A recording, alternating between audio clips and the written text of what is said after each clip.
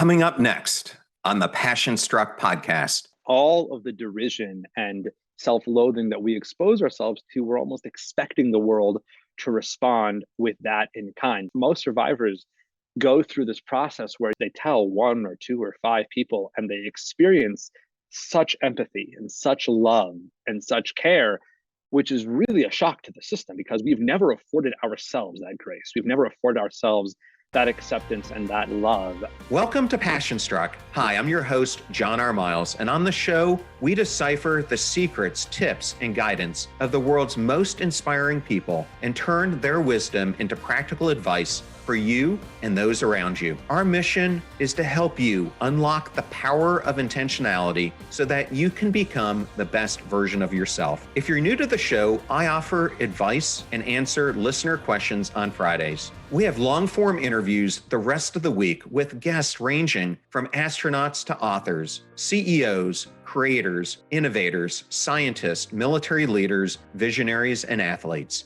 Now, let's go out there and become Passion Struck. Hello, everyone, and welcome back to episode 175 of Passion Struck. Recently rated by FeedSpot as one of the top 40 most inspirational podcasts in the world. And thank you to each and every one of you who comes back weekly to listen and learn how to live better, be better, and impact the world. If you're new to the show, thank you so much for being here. Or you would like to share this with a friend or family member, and we so appreciate it when you do that. We now have episode starter packs, which are collections of our fans' favorite episodes that we organize by topic to give any new listener a great way to get acquainted to everything we do here on the show. Just go to passionstruck.com/starter packs to get started. And in case you missed my episodes from earlier in the week, they included my interview with Dr. Valerie Young, who's the co-founder of the Imposter Syndrome Institute and the foremost expert in the world on the topic. I also interviewed Dr. Kara Fitzgerald yesterday, and Kara came out with a groundbreaking book called Younger You, where she gives her secrets for how you can reverse your biological age and lengthen your health span, an episode you absolutely don't want to miss. And my solo episode last week, in case you missed it, was on how do you approach healthfully recovery from abuse or trauma, which is something that leads us into today's episode. A few weeks ago, I aired an interview with Kara Robinson Chamberlain, who is the survivor of a kidnapping by a serial killer. Following that interview, we received numerous emails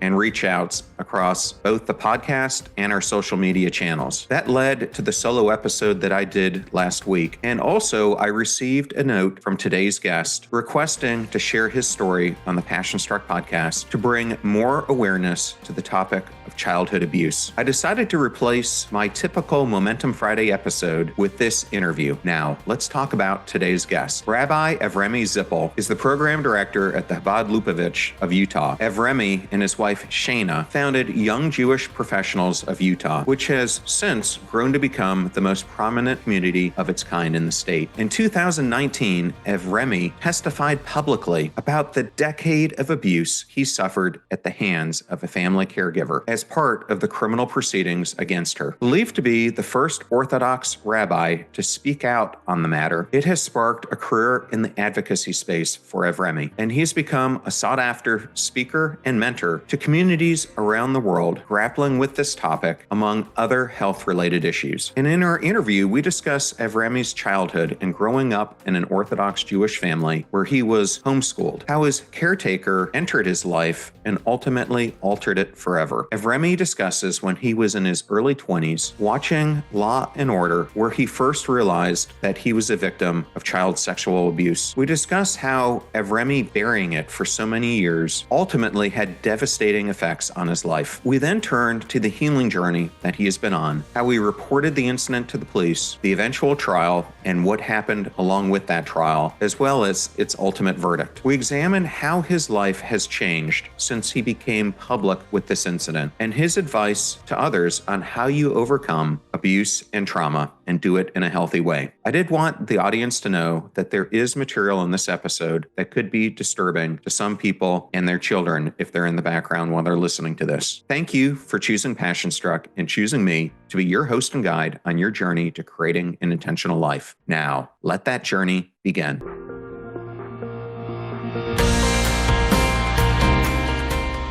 I am so excited to welcome Rabbi Avremi Zippel to the Passion Struck podcast. Welcome, Avremi. Thank you for being here. Well, thank you so much, John. It's really an honor to be with you, and I'm looking forward to an exciting conversation. Well, I thought maybe a good place for the audience to get introduced to you, because we are going to be talking somewhat about your childhood, is I read somewhere that when you were growing up, your parents described you as the perfect child, and you even learned English and Hebrew by the time you were 4. Can you talk a little bit about the upbringing you have and what it was like being raised in the Orthodox religion? Well, whilst I appreciate the compliments and the platitudes, I will qualify them for your listeners for a moment. I think the context of the 4-year-old comment is that I could read Hebrew and English at 4, not speak Hebrew and English at 4. That would be quite the accomplishment. But yeah, I don't know that it was that profound. And the perfect child comment, maybe we'll get into in a moment. So I was raised in Salt Lake City, Utah, where I am fortunate enough to raise my own family now. My parents moved out here in the summer of 1992, weeks before my first birthday, to start a synagogue here in Salt Lake City. Our family belongs to the Chabad movement, the world's largest Jewish outreach movement. And in 1992, the organization wanted a posting full-time in Salt Lake City. And so my parents were the ones who were tasked with bringing Chabad's presence to Utah and opening a synagogue and working with and engaging with the community. And so it was in that sort of environment that I was raised, which is definitely unique. I think that being raised as an observant Jew in Salt Lake City is kind of a unique experience in any context, and specifically growing up in the rabbi's household, being the son of a rabbi. I think that because of the unique circumstances given the household and the environment that we were being raised in, there were experiences, let's say, that your average child has that we didn't have. For starters, we were homeschooled. There was no Jewish day school back in the day in Salt Lake City when we were being raised. Thank God there is now. And so, we were homeschooled. And I know that in 2022, the term homeschool has a number of different interpretations given COVID and Zoom. And that we were quite actually literally homeschooled. A classroom, which was an old bedroom in our home, and my mom taught us, and it was me and my siblings, and that was it. But it was a life of service. It was a life of growing up committed to certain values and ideals, and living a lifestyle where those values and ideals really become part and parcel of who you are and what you're about and what you're after. And it was unique. It was unique for sure. That life of commitment to a faith, to a calling, which does put you in a certain sense in the minority here in Salt Lake. Growing up with neighbors and friends, the kids who I played basketball with who were members of the LDS Church, was an experience unto itself. I've long said the best neighbors that you could ever ask for. I think every kid goes through their childhood, and to them it seems perfectly natural, and hindsight is 2020, and it gives you the ability to look back and be like, gosh, that was really sort of unusual. But in the moment, it felt like it was our childhood. You don't get to pick your childhood, and it is what happened, and it was what happened, and we were grateful for it. Yeah, and I understand you grew up with 5 other siblings. I'm the oldest of 6, yes. Yes, I have the same dynamic. I'm the oldest of 3. Yeah. But still, you're Yeah. the one who gets the responsibility, and you're kind of the trial and error baby. All of the guts, none of the glory, is I think a wise man once said about being the oldest in the family. Yes. Well, if a listener is not familiar with the Jewish religion and they know what a synagogue is, how is a Chabad different from that? And what's the difference in each of their missions? It's a fantastic question. So what sets Chabad apart and what really makes Chabad unique within the context of wider American Jewry, Chabad is almost exclusively an outreach-based model. You'll have your synagogue in whatever city or community it is around the country, and they are a religious institution. By and large, they'll have membership. They will encourage people who want to come and worship or serve there or do whatever it is that they do to come by and pay a due every year and be a part of that environment, be a part of that community. In many instances, synagogues will sit by, as churches and mosques and many community organizations do, and will wait for folks to come and sign up and become part of their mission. Chabad, one of the reasons that it is so unique is that it is this outreach-based model. So Chabad is going to come to a town, and Chabad is going to go out there and say, all right, we know who in this town already belongs to a synagogue and considers themselves to be practicing to a certain extent.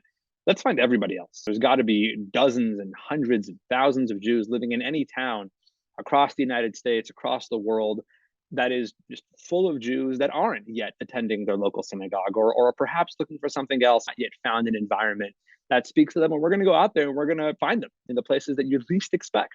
And so that's what Chabad does in thousands of cities around the country and thousands of cities around the world, is it moves into a town and it helps take Jews from all walks of life across the spectrum of religious observance and helps expose them to the beauty and the profound meaning of their heritage, and helps them find a way to make that heritage more applicable and more meaningful in their day life, and brings Jews just a little bit closer to Judaism. I think if you really boil it down to its core, that really is the mission, is one step at a time, what we like to refer to as one mitzvah, one good deed, one commandment at a time. Instead of looking at Judaism as this kind of binary wholesale, either you're observant or you're non-observant, either you're with the program or you're off the wagon, to really look at Judaism as a step-by-step approach and embracing and approaching one more good deed at a time. Well, thank you for that explanation. I think that will help clarify some things for some of the listeners who might not be aware of the difference. So I appreciate you doing that. Now, I understand growing up in Salt Lake City, eventually as you got older, a caretaker was introduced into your household. How did that unfold? So going back to the point that we were homeschooled, my dad obviously is a rabbi, was off out of the house every day doing whatever it is that rabbis do. And as I've come to learn myself, it is a pretty multifaceted job, and there is dozens and dozens of hats that you can wear on a daily basis. He's off wearing those hats. And my mom was our primary teacher within the homeschooling framework. And as a result of that, there were a lot of us at home. I mean, we were all at home all day. That was school, that was home, that one building, that one structure had a lot of different uses that it was put towards. And so there was a need, as my mom was teaching some of us, for another adult to be around to take care of the others. And in the summer of 1998, my youngest brother, who's number 5 in the family, so the second youngest kid in the family, was on the way. There were going to be 5 kids, and I was turning 7, and I was the oldest. We were bunched pretty close together. So there was a need for outside help. There was a need for someone to come in and just be of service to my mom, help out around the household. My parents put out a bunch of feelers in the community and asked for referrals and any ideas that anybody may have had. And that summer they hired someone, came highly recommended from other families in the community, and she became part of the family. As that dynamic unfolded, your parents treated her kind of like they were an integral part of the family. They had this utmost trust in her. They depended on her. So she was really a motherly fixture for you outside your parents in this house, and someone who commanded a lot of authority over you. Yes. I mean, the short answer to all of your questions is yes. She was someone who was given every level of trust and responsibility and access, in a certain sense, in the household. When retelling this story and coming upon this part of the story, I always feel it's so vital to not entitle myself to any sort of revisionist history. There were red flags right away. She was super creepy. Like, none of that is true. And I'd be lying if I said any of that. She was embraced warmly by us, and she embraced us as her own. And she quite literally became part of the family. She was someone who was in the house Monday through Friday, 9 to 5, 40 hours a week. She was a very, very integral part of our lives, and we trusted her for that. We loved her for that. And I wouldn't say there was anything glaring that was coming down the pike. When the relationship started to change, was this a gradual change that started to happen in the relationship she was having with you, or did it kind of happen all of a sudden? So I love the way you put that question, John. I think it provides such valuable perspective for any parent or any adult to really think about this issue. Today, experts in child psychology, experts in child safety talk a lot about grooming. And I know that sadly, really sadly, we live in a world where that is a word that is so commonly being thrown around right now. And anytime there's a political movement of any nature that you disagree with, one of the terms that we very quickly just banter about is grooming. They're grooming, no, they're grooming, no, we're grooming, and they're grooming. And I think that there's a lot of misunderstanding around grooming. I think that for generations, we were trained to believe that what grooming is the stranger with a lollipop. So if you send your child to the playground and there's a kind of creepy old guy there with a bunch of lollipops and he's offering candy to kids for free, that is grooming. So we tell our children, do not, under any circumstances, take the candy from the stranger. Do not take the lollipop. That is grooming. I think as we really delve into it, we need to understand that grooming is any sort of behavior that separates and isolates a child from their naturally given support structures.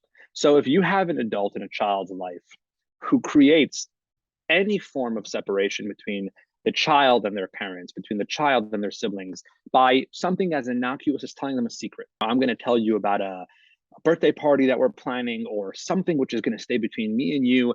And the adult uses that really kind of innocent idea to gauge whether the child will keep that adult secret.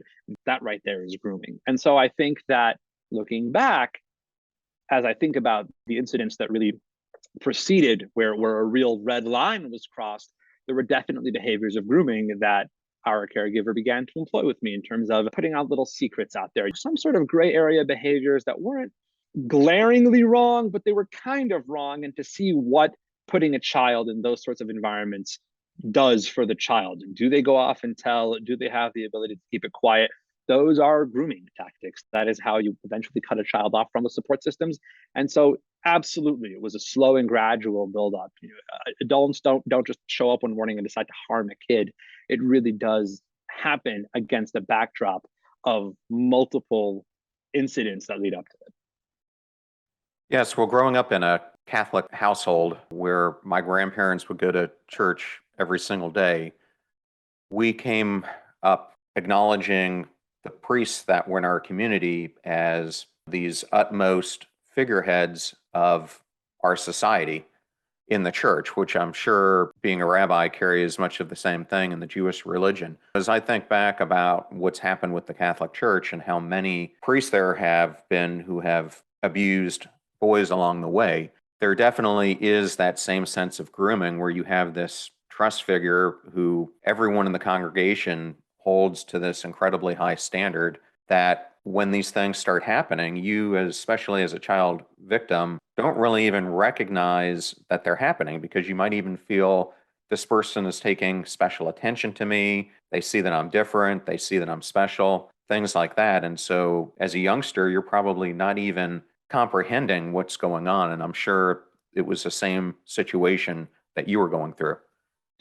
Yeah, absolutely. So for me, it wasn't necessarily so much the special attention, but for me, I really relate to what you said about having an environment where certain people are beyond reproach. And I think that a child in that sort of environment is so programmed and is so trained to think that, well, okay, this person is doing something and that behavior seems a little sketchy, but I know that this person cannot be involved in sketchy behavior whatsoever. They are just on a pedestal. So if they can't be involved in sketchy behavior, but unequivocally this behavior is sketchy, I suppose that the burden lays with me because they're beyond reproach and they can't be caught up in any sort of untoward business. And so the problem must really lie with me. And so once our caregiver began to sexually abuse me, that was really sort of the thought process that went on, just internalizing and swallowing all of that shame and going down that sort of road of, well, okay, there's a problem here. And this is our caregiver. This is a trusted person in our lives. This is someone who's just given the highest levels of clearance in our household. So they can't be doing something wrong. They don't do wrong things. They're a trusted adult. So if there is something wrong that's going on and it's not on them, then really the only option left is that it's on me. I think it's that environment and that cycle of shame that takes that child and just throws them back into it head first and allows them to be abused and again and again and again because they lack the wherewithal to really understand the roles and the breach of trust that's going on over here and how to deal with all of that very, very, very intense emotion. Yes, and I think for the listener, it's probably good to explain to them that there are different types of abuse. There's sexual abuse, there's physical abuse, there's emotional abuse, and one of the most common abuses is neglect. I thought it might be good to give the listeners some statistics of how common this is because as I started to do some research on it, it's quite startling. Statistically, it's estimated that 1 out of 4 girls and 1 out of 6 boys will be molested in their lifetime. And according to the World Health Organization, 1 in 5 women and 1 in 13 men report having been sexually abused as a child, ages 0 to 17. So this is far more common than the people who come forward and talk about it make it seem. And so that's one of the reasons I think it's so important to share your story and some of the others that I've shared on this podcast to bring this awareness to people. Throughout our discussion, we're going to talk about how you healed through this, but it took a long time. It did take a long time. It took a very long time.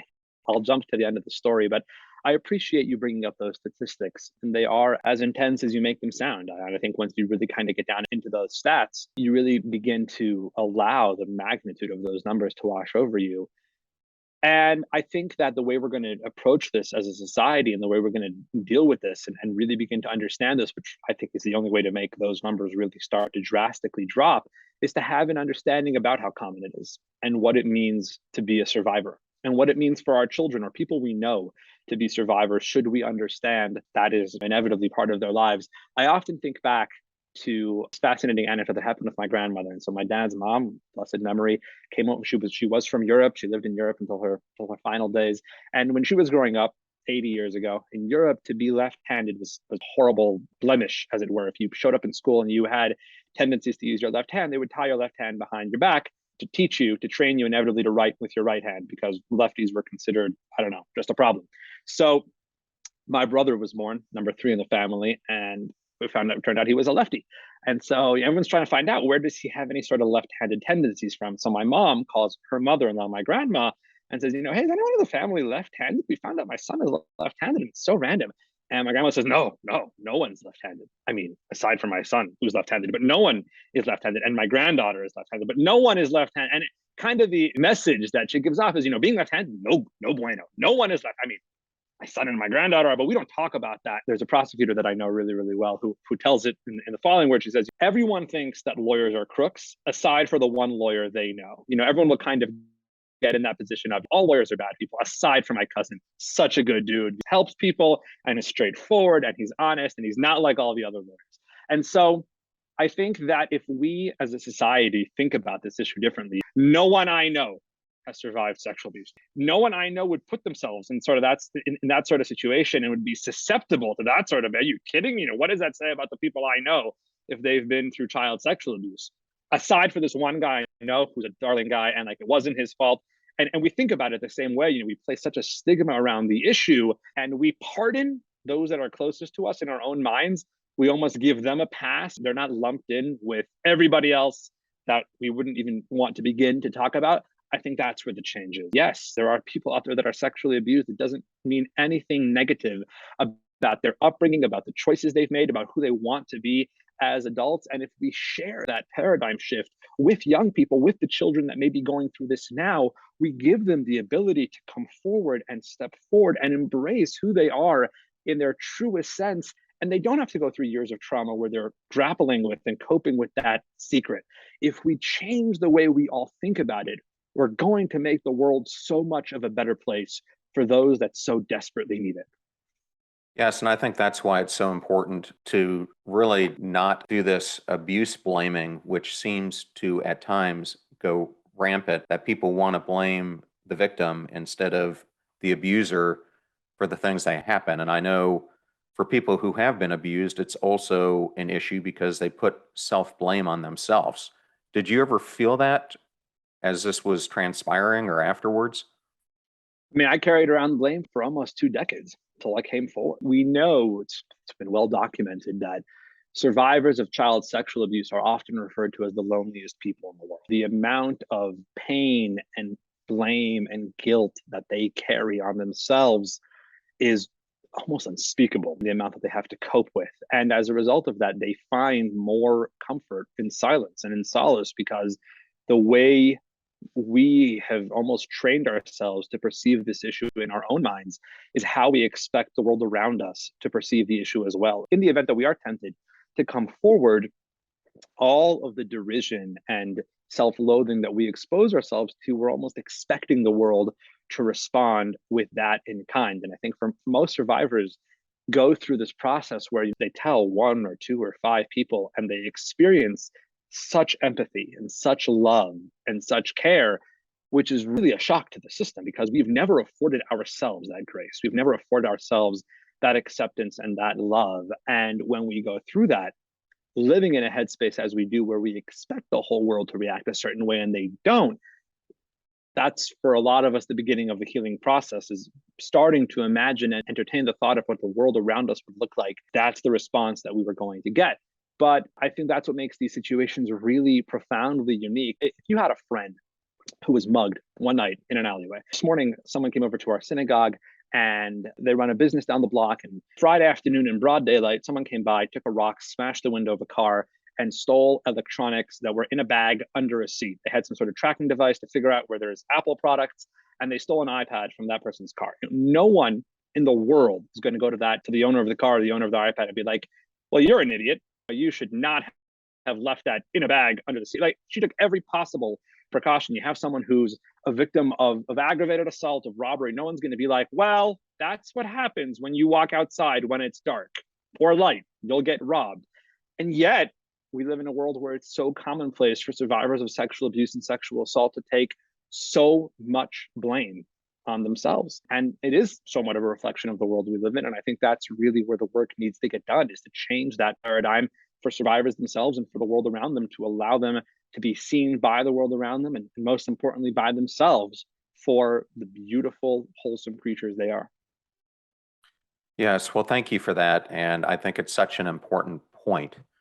Now, this abuse went on for quite a long time. And after you turned 13, you moved out of this relationship that you had in the same way it was happening, because you were then out of the house. You end up going to Europe, you end up traveling a lot. But I understand when you were now almost 20, and this started happening when you were 8, you happened to be watching Law and Order, and it was through that experience that you first realized that you had been abused. Can you talk about that and why it happened through that? It's important, I think, for context to note, I was a pretty worldly kid growing up. We were homeschooled from about 9 a.m. to 1 p.m. I had a little bit of time on my hands as a kid. I used to read the paper cover to cover every day, sports section, and then local news and international news. And from a young age, I remember being aware of the reality that there's something called sexual abuse.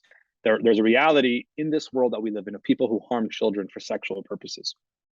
In 2002, just after the Olympics were here, Elizabeth Smart was taken from her bed. A story that many of your listeners may be familiar with. Elizabeth Smart was raised 7 minutes from where I was raised. This happened quite literally in our backyard. And this is the story that parents tell you never to believe. It's never going to happen that a bad man's going to come into your house in the middle of the night and take kids out of their bed in the middle of it. That categorically does not happen.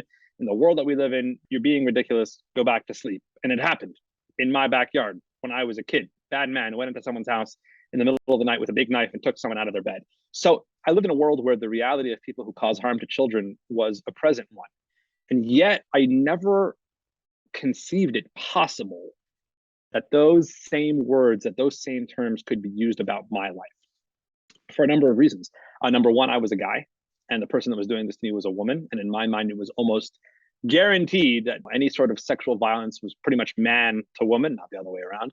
Number two, the person who was doing this to me was not a scary homeless man with a knife like Brian David Mitchell was, who took Elizabeth Smart out of her bed. She was our caregiver. She was a nanny. We loved her. We trusted her. So that didn't work.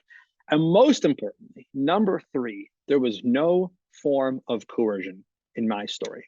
There was never a moment where I yelled or I protested or I called for help, or, to be totally frank with you, John, there was never a moment where I said stop or I said no. There was never a moment where I was threatened. And so for me, these are all kind of the bare minimums that you got to check those boxes to qualify for sexual abuse. And in this Law and Order episode, when I was 20, I had broke my leg. I was stuck in bed for 3 weeks after knee surgery.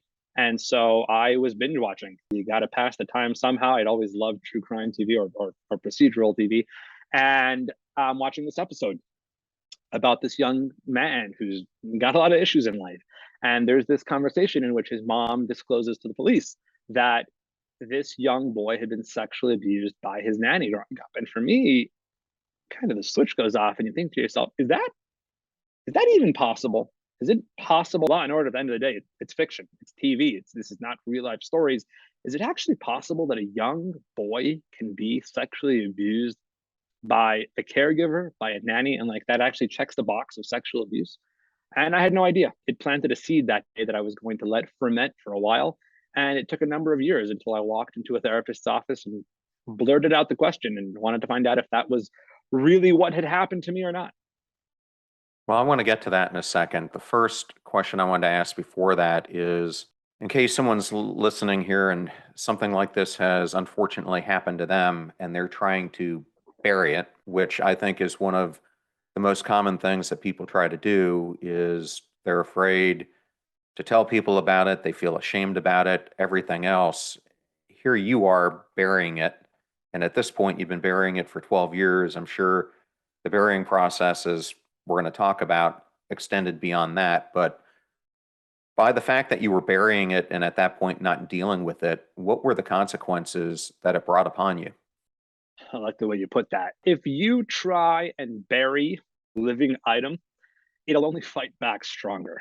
If you spend so much of your day and so much of your time and so much of your energy trying not to think about a traumatic event in your life, odds are it's only going to punch above its weight, and it's only going to want and to assert its presence in your life even more.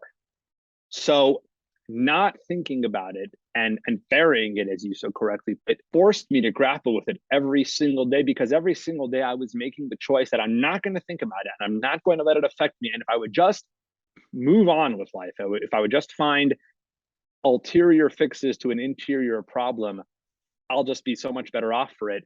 The more I went down that road, the worse I felt. And the more I tried to just shovel it under 50 feet of dirt, the more it kept popping its head up and shouting for a place in my life. And so I think the same applies to any sort of traumatic episode. If there is something bubbling beneath the surface, the way to treat it is not to drown it.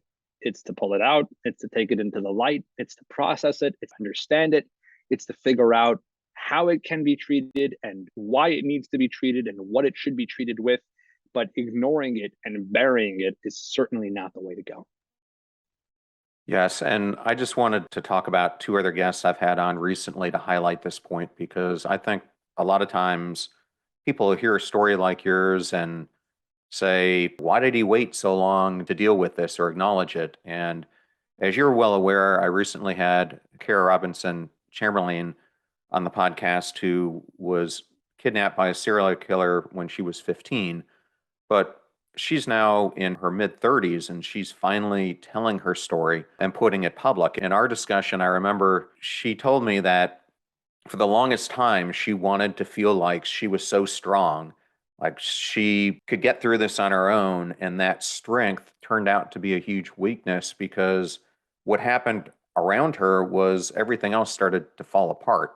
She was having anger issues. She was becoming depressed. She was becoming emotionally numb, etc. And then I also had a lady named Carrington Smith who was on the podcast who was emotionally abused and neglected by her parents for most of her childhood, raped when she was in college. And again, it took her about 2 decades to kind of process this. And she told me that inside she felt like she was a monster and didn't know how to deal with these things because she had blamed herself for everything that had happened. So I think it's important for people to realize trauma is different for every single person and your healing process is different for every person. But to your point, if you don't focus on it, you're never going to heal, and those stuck points will only get worse over time. Do you think that's accurate? I think that's immensely accurate. As someone who sat on that sort of information for a long time, I understand the desire to do that. I understand the impetus to do that. I understand why people do that. The remarkable thing is we stay silent because we're in pain. And yet, the notion of speaking aloud about those issues seems somehow more painful, which is pretty remarkable because we're in a lot of pain when we're silent. And on one hand, I can completely understand the impulse and the inclination and the desire to keep it quiet.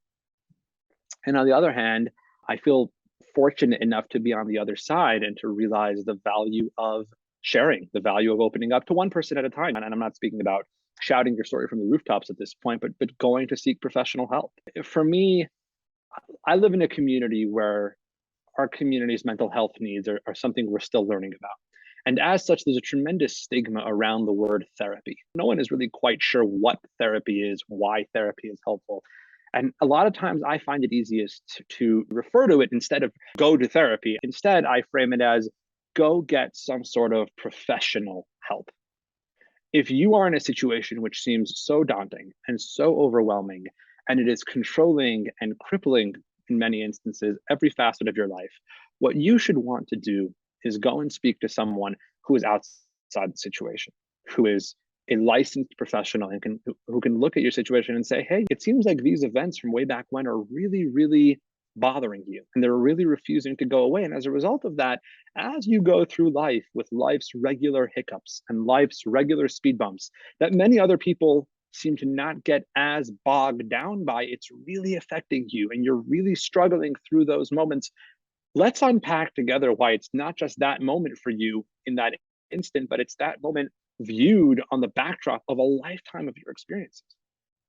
And so I think that's what's key, is getting that sort of professional help, which allows you to really dig deep and dive down to understand what it is that you have been through. For me, getting that sort of professional help gave me the opportunity to understand what had really happened to me and why that impacts me so profoundly. As I went through that process and as I continue to go through that process, and it's very much a process that's in the present every single day, I began to find space in my life for all of those things. I began to find that my life would be best lived without burying anything. It's interesting that you bring up Kara. Kara is a friend. As I think about it now, Kara is someone who I view as one of the strongest people that I've ever met, that I've ever known, because of her decision to share about what she's been through.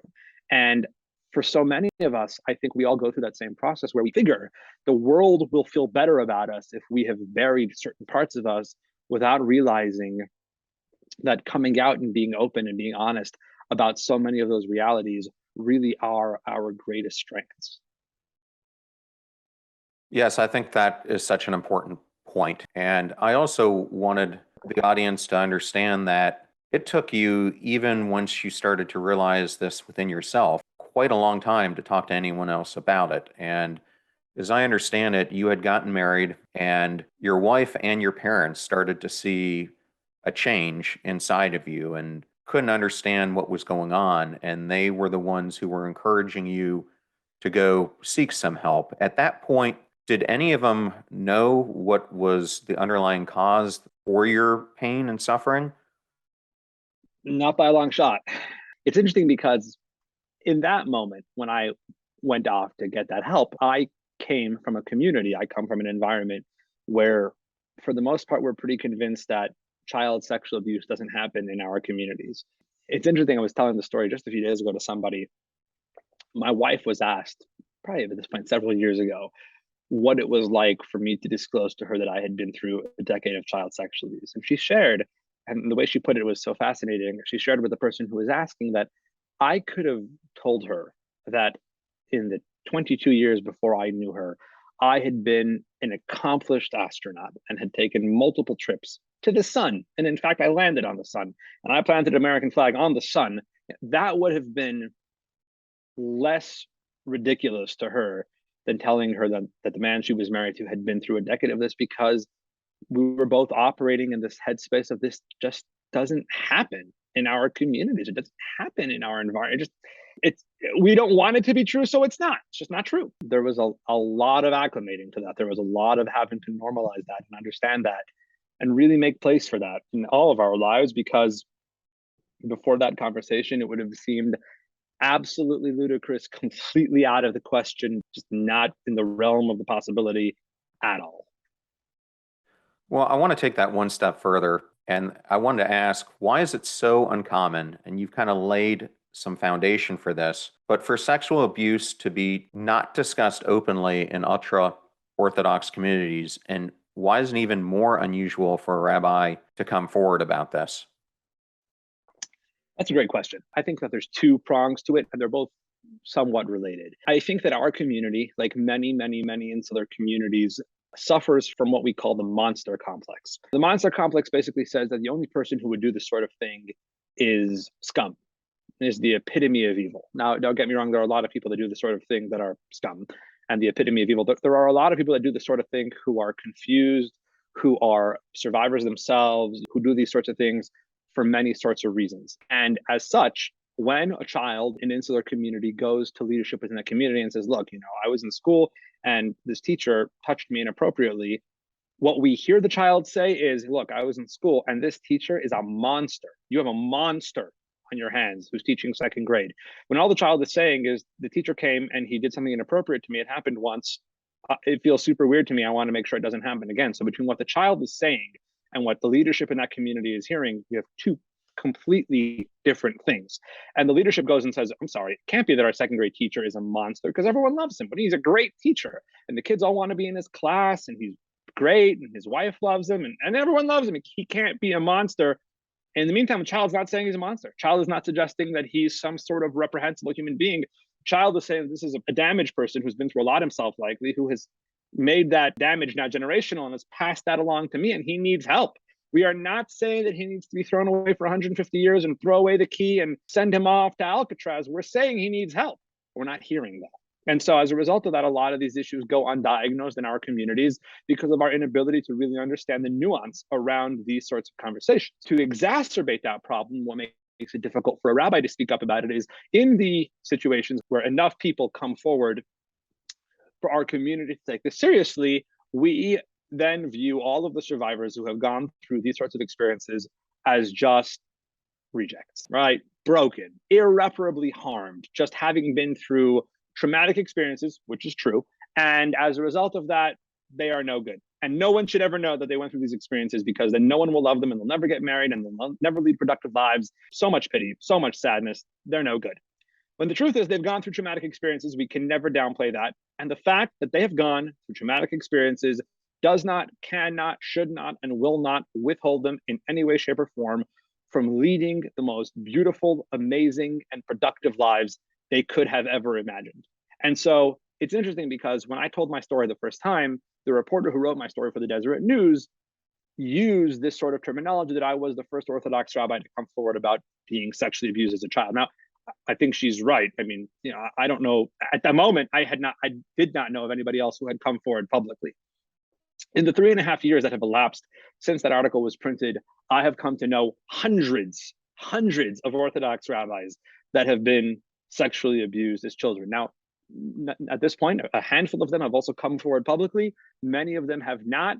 But the idea that someone who's a communal leader, we need to look at them as them having only had a perfect life because they need to lead a perfect life and they need to be blemish-free in every form and fashion.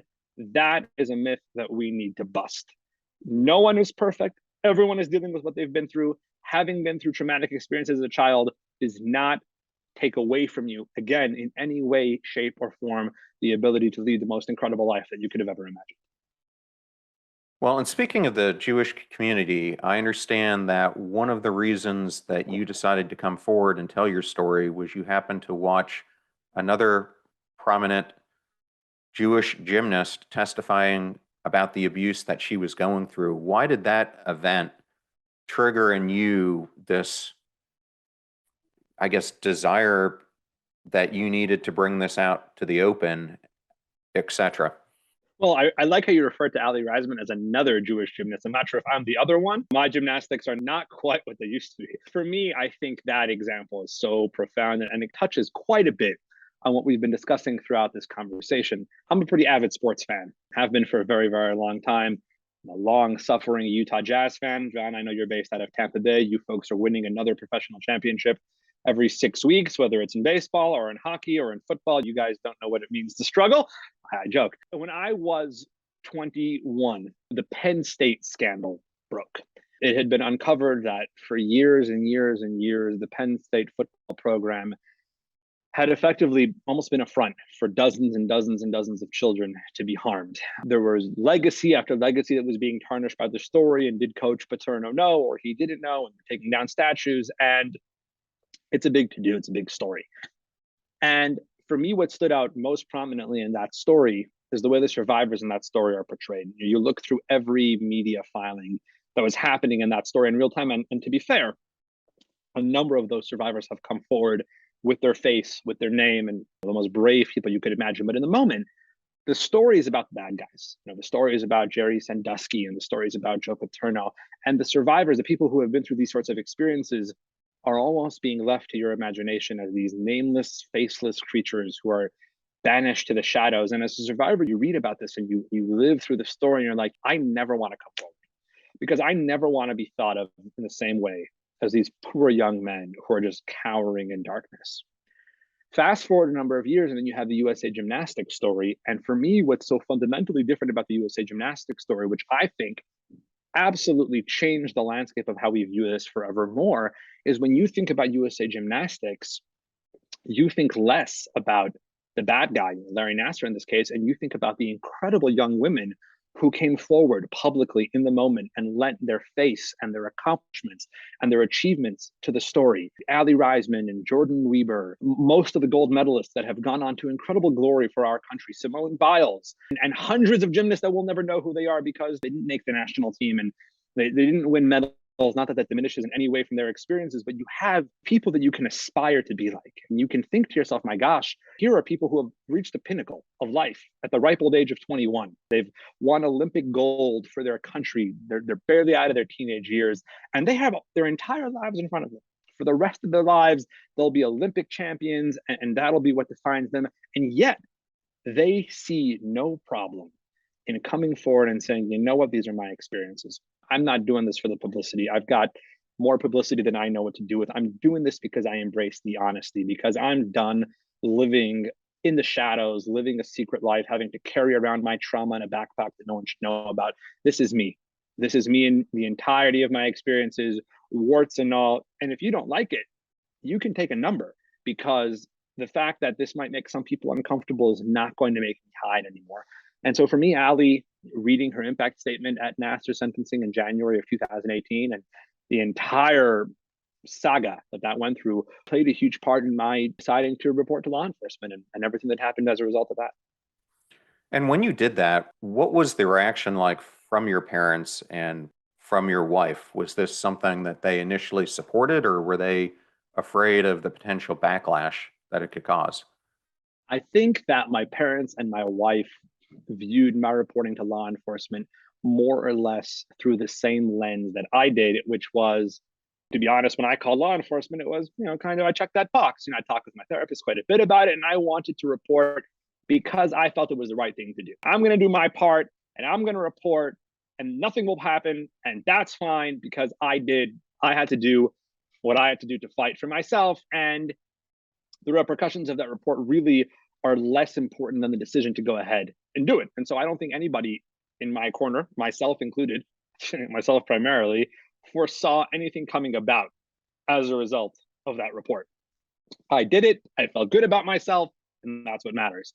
And then it was taken seriously. And then the investigation ensued and it had a life of its own. Charges were filed and there was an arrest and it went to trial. And I don't think any of us saw that coming. They were super supportive and I'm forever indebted to them for that. And let the record reflect, they were super supportive once it got really serious as well, because if that's what I needed to do to find justice, then they were going to support that.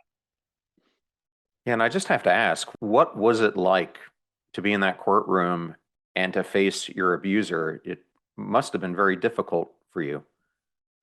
It's difficult. It's confusing. It is overwhelming on so many levels.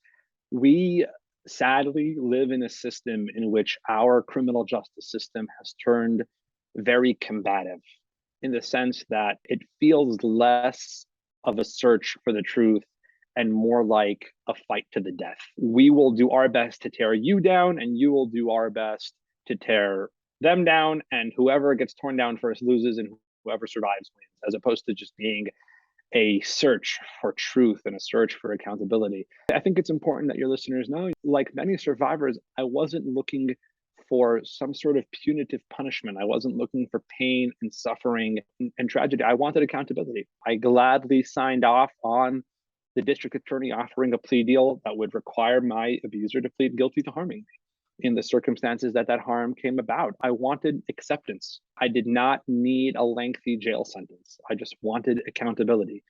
And that was something which my abuser was not interested in providing. And as such, it went to trial with all of the various complex emotional realities that are attached to that. And it is an experience that I wish on nobody. It is, it was re-traumatizing on a number of levels, and it was just confusing and overwhelming on so many others. And there was a guilty verdict at the end. She came back guilty as charged on all of the crimes that she was charged with. And what I had to learn along the way is that doesn't necessarily mean that I'll feel that justice was served. Justice is a very, very subjective term. And as a survivor, you need to train yourself to live in a space where you can define that really for yourself, and you can find justice regardless of what happens in the courtroom. And I'm grateful, more than anything, I'm grateful for that. I'm grateful that when the process wrapped up, regardless of the jury's verdict, I felt like I had found some measure of justice. Yes, and I wanted to ask kind of a continuing question to that, and that is following the trial, it's my understanding at one point, a few weeks afterwards, you felt like you were having a heart attack and went to the hospital. And I understand it turns out that it was a panic attack, but in some ways, I thought you would have probably experienced that before the trial or while the trial was underway. Do you think this was just kind of the emotions of everything that had gone on were kind of catching up to you and you didn't know how to process it all? That is a great question. In fact, the cardiologist that treated me that night in the emergency room, as you mentioned, I was at home and I couldn't draw breath, and I felt like I was having a heart attack. And I went to an urgent care, and they sent me to the ER. And it was a series of panic attacks. It was a number of them over probably about a 2.5 hour span. And when I had finally come back to myself a little bit, the cardiologist walks in. At this point, I had been not given a lot of information. I didn't know. I thought I was dying, as many people who suffer panic attacks do. And he came in and he like introduces himself. He says, I looked at your file. He says, would it be okay if I asked you a somewhat personal question? So I said, sure. So he says, have I seen your picture in the paper over the past couple of weeks quite a bit? You know, the trial garnered a significant amount of local media attention. And what I understood him to be asking me was, so you just kind of got done with this trial experience, didn't you? And I said, yes. And he says, well, let me be the first to inform you that you're not having a heart attack and you're not going to die. Certainly not because of that. You're having a series of panic attacks. And that being the case is completely rational and almost expected given everything that you have been through. And then he says, and in fact, I'm surprised how late you are, how long it's taken you to come into the ER. And I can speculate from today till tomorrow, there is such, and we talked about burying things, there is such a process of walling yourself off from emotion that goes on before you go into the courtroom. When you're a witness at trial, when you're a victim at trial, society expects you to sit there stone-faced throughout the duration of the trial. Any weakness, any vulnerability, any emotion that you show on your part is a big no-no. And so I do think that on a certain level, you really do kind of train yourself to show up to court in the morning, take all of your feelings, take everything that exists inside you, put it in a cage, lock it shut, go in there and just be a statue for 8 hours, come back and take everything out. That I didn't have that reaction during trial, and instead it happened after the trial. But I think for me, the most meaningful part of that story is that when he told me that I was having panic attacks, I was not very happy with his diagnosis. I was 28 years old, and I don't want to be the sort of guy that has panic attack. He reminded me in that moment that about 75% of the world's population deal with panic attacks on a somewhat regular basis. This makes me human. This makes me nothing less than human. It doesn't make me weak or damaged or bad or anything of the sort. It makes me human. And that's part of the beauty of life, is embracing our humanity, embracing our flaws, finding beauty in them. And it was another example of having to live by that mantra. Well, I appreciate you sharing that because you lucked into having a good doctor who was compassionate and empathetic at a point that you desperately needed it. And probably to hear that coming from him reassured you that the emotions that you were feeling at that point were natural. And you were just processing probably 20 years of grief at that point of finally getting through this horrific experience and coming out of it on the other side and not knowing exactly how to feel about it, which just tells you how long trauma can exist. And then also, you're part of a trial where your abuser's defense attorney is coming after you, trying to paint you as the abuser during this whole ordeal. So that had to be extremely difficult as well. Then after that, you are asked to speak to, I think it was 200 plus attorneys representing the Utah bar. And I understand as this unfolded, it turned out to be a pretty heated exchange and was viewed as controversial among the defense bar. I was hoping you could touch on that, but why you came out of it all feeling that conversation filled you with hope. In general, for me, a tremendous part of my healing journey has been finding a measure of purpose in my pain. As a man of faith, I try to live my life in a headspace where nothing happens for no reason and everything happens for some sort of reason. And if I have to go through painful experiences, and once I've been given the ability to really understand what those experiences are, perhaps I can have the ability to find something good, something productive, something purposeful that comes about as a result of those experiences. I think it's become something which I'm tremendously passionate about, is really finding the good in every sort of experience, which has led me to coming forward publicly and engaging in an advocacy career. Trial was brutal. That had been expected to a certain point, but beyond it being brutal, it was unfair. It was beyond the pale. It was just, in my opinion, defense counsel's entire approach to the case crossed every imaginable line. Sadly, as I mentioned, we live in an environment, in a system where we have a very combative criminal justice system. And so if a woman alleges that she was sexually assaulted, you can almost guarantee this woman that if this case is going to go to trial, every sexual partner that she had over the past 150 years is going to be mentioned, and the amount of alcohol that she has consumed over the past 150 years is going to be mentioned, and every item of clothing in her closet is going to be picked apart, whether the skirts are too short or not short enough, and so on and so forth. That's the system that we live in. Uniquely, children, when you hurt children, we shouldn't be having that conversation. We live in a system where children are not capable of consent, and if you hurt a child, the defense of, well, the kid made me do it, shouldn't really be accepted in a court of law. Well, it's exactly what defense counsel in my case tried to do, and I'm grateful for the fact that it was woefully ineffective. But they tried it.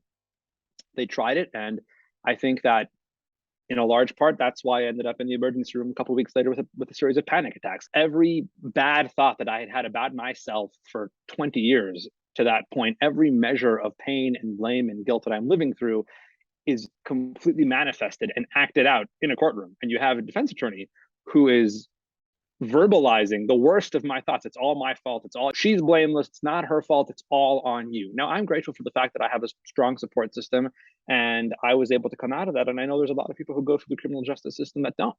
And so I was invited to present in front of the Utah State Bar, primarily to defense attorneys, to talk about why there's got to be a better way of doing things than re-traumatizing victims. Having a system where we take crime victims, and if they want to report a crime, we tell them, sure, you can do that. You're welcome to report, and your case might actually go somewhere. Just know this.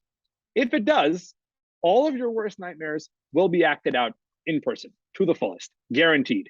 Having an environment that almost promises that to victims has got to be the single most backwards way of going about things that we can imagine. And we're guaranteeing that people won't come forward. And I made the case to defense attorneys, and I talked about the fact that re-traumatization is real. Putting victims through that on the stand is real. I completely believe in our Constitution and in the rights that every American should have to a fair and robust trial, and to have the ability to confront their accuser in open court. And I think that there's a polite, respectful, I might even add, non-combative way to go about that. And there were some defense attorneys that were less than receptive to that idea. There were a lot of defense attorneys that were receptive to that idea. It did get a little bit contentious, as you referenced, but it does still fill me with hope, that we can really begin to understand the effects of trauma on those that go through it.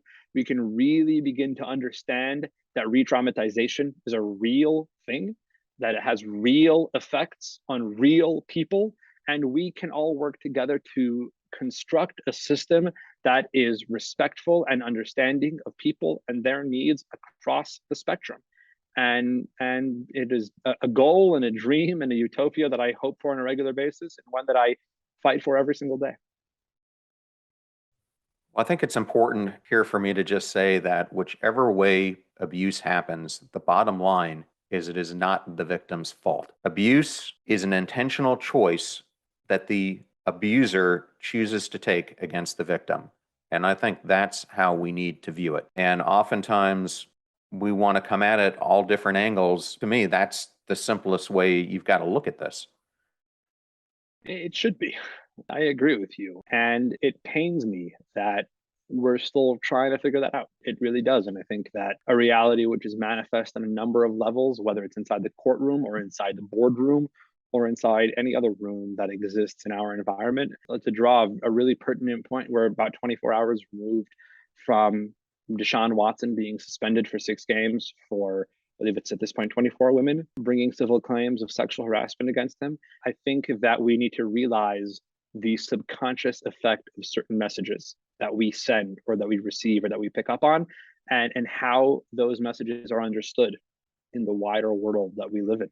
And if we want to start prioritizing victims' needs and see the world from their lenses, it's going to require a little bit of wholesale change.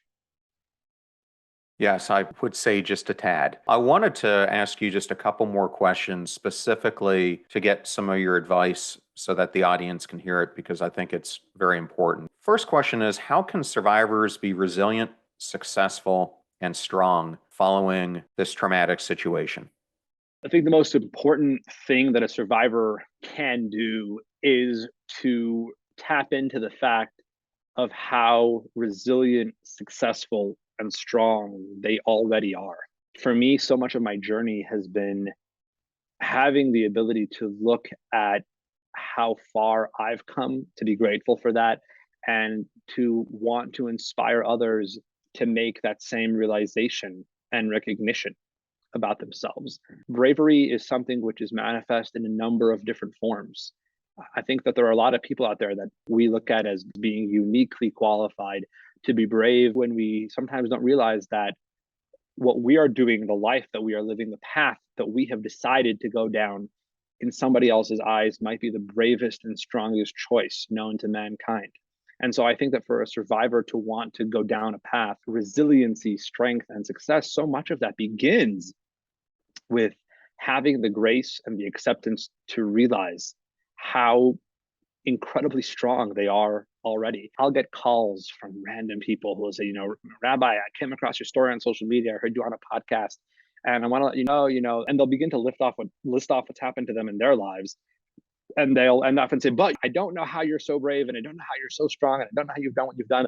And I'll say to them, are you sure we have this right? Because I've listened to everything that you've been through and what you've gone through to get to where you are today.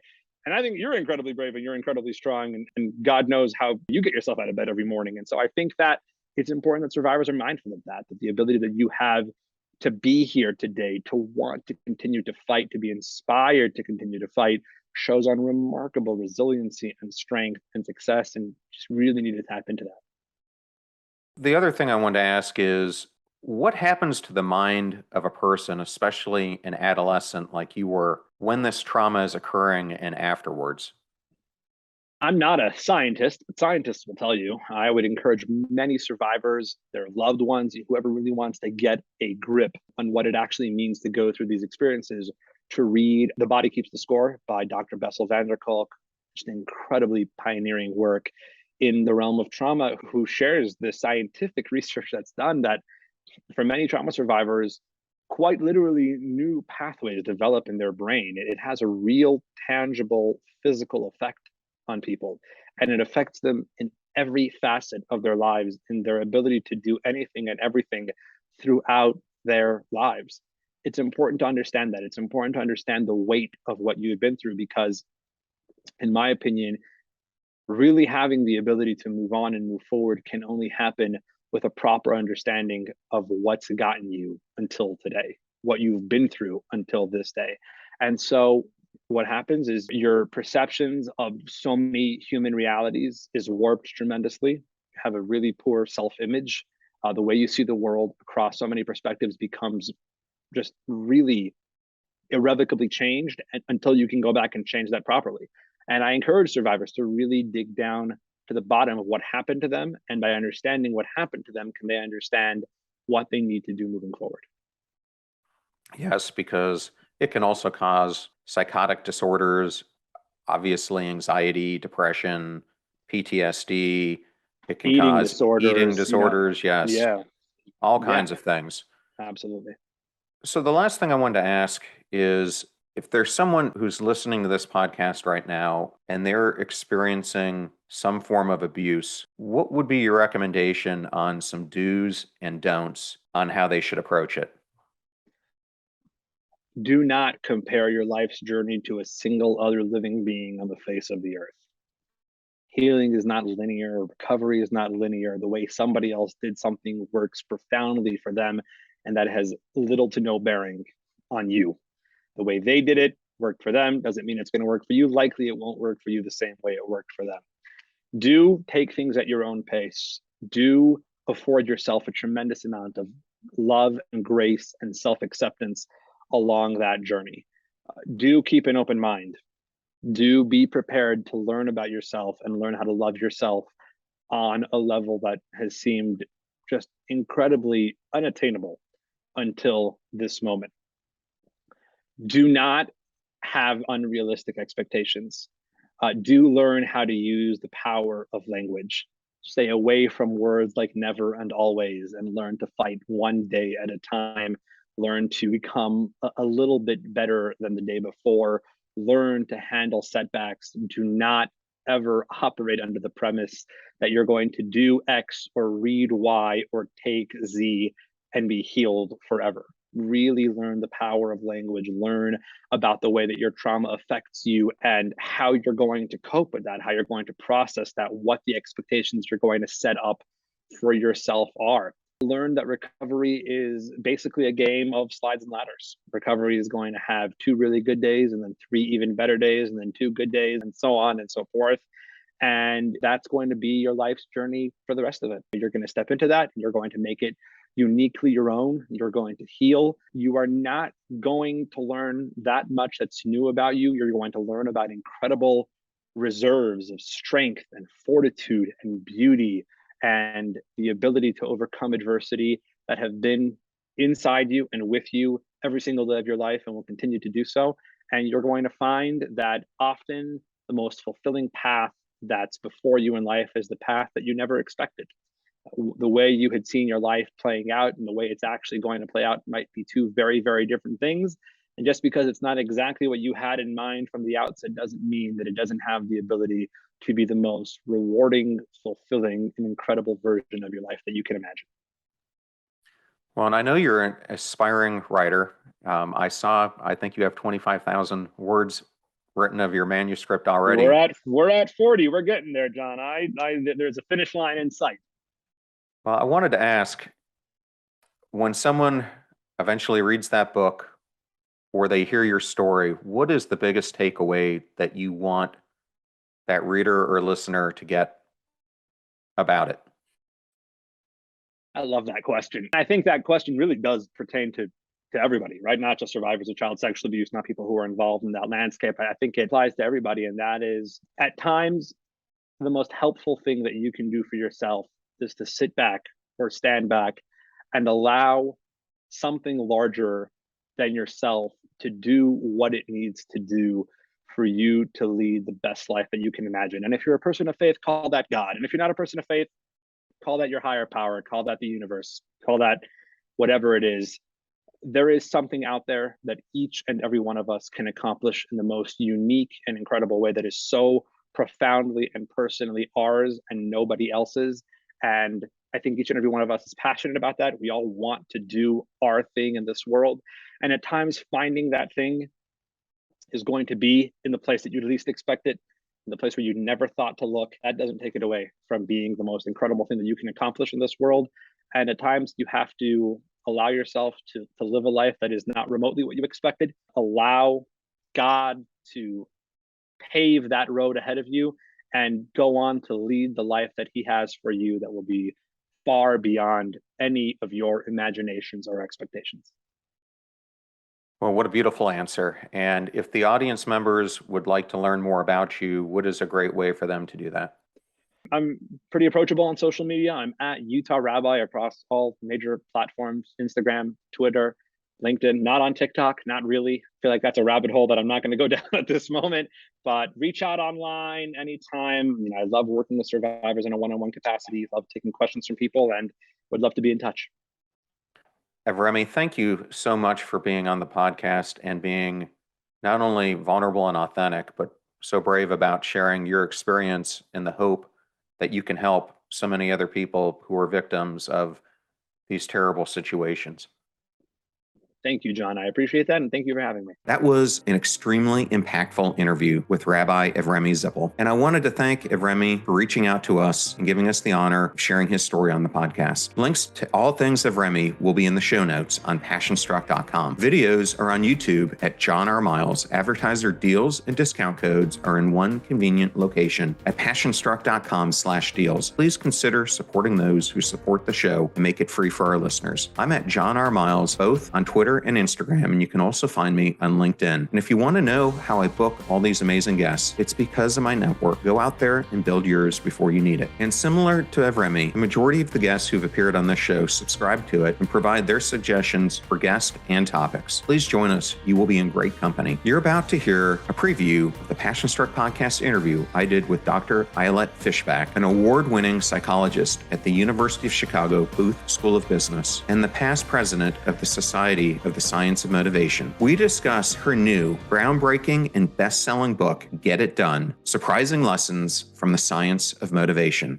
One reason it's hard to choose our objectives is that we often plan for our future self, and we have this fallacy where we think that our future self is going to be much more of a superhuman than our present self, which means that when we plan for the future, we envision the person that doesn't get tired or hungry or frustrated or bored. And that person, of course, will get up at 6 a.m., work until midnight. Well, not really. And so it's often hard to plan because our plans suffer from what we refer to as the empathy gap, as lack of empathy for our future self. The fee for this show is that you share it with friends and family members when you find something useful or interesting. If you know someone who's dealing with the consequences of abuse or trauma, definitely share this episode with them. The greatest compliment that you can give us is to share the show with those you care about. In the meantime, do your best to apply what you hear on the show so that you can live what you listen. And we'll see you next time. Live life passion struck.